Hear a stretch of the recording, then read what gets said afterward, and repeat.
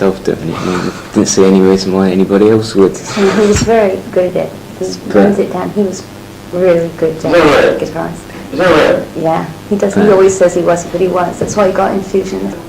The basic motivation was starvation. I think Oh, it was. No, the band split up at the beginning of 1982, basically because we didn't have enough work, which is real weird because like we were one of the top bands around at that time. We used to do a lot of functions and bar mitzvahs and God knows what else to earn a living, and we were very good at it. But we still couldn't get any really work. high employment in England, and everybody suffered. All the bands just couldn't get work. Is that right? Yeah, But got really bad for everybody.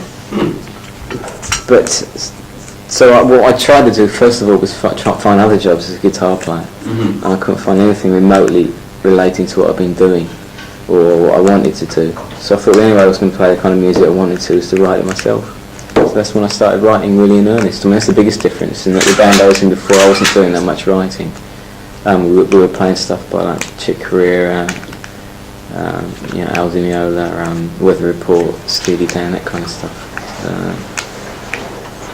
So that, I mean, basically the biggest difference is that was the first real go I had at writing. I mean, I had written before, like Human Racing's an old song. But Was there one straw that broke the camel's back this time? I mean, were you down and out for a while? I mean, was it really we were on the equivalent of welfare or something for about a year and On the SS, about actually, 14 for months. dollars only if you had a normal job. Yeah, I was Was it right? The SS is like welfare. So all of a sudden one day, when did it start, do you remember? Like the one day, the one moment?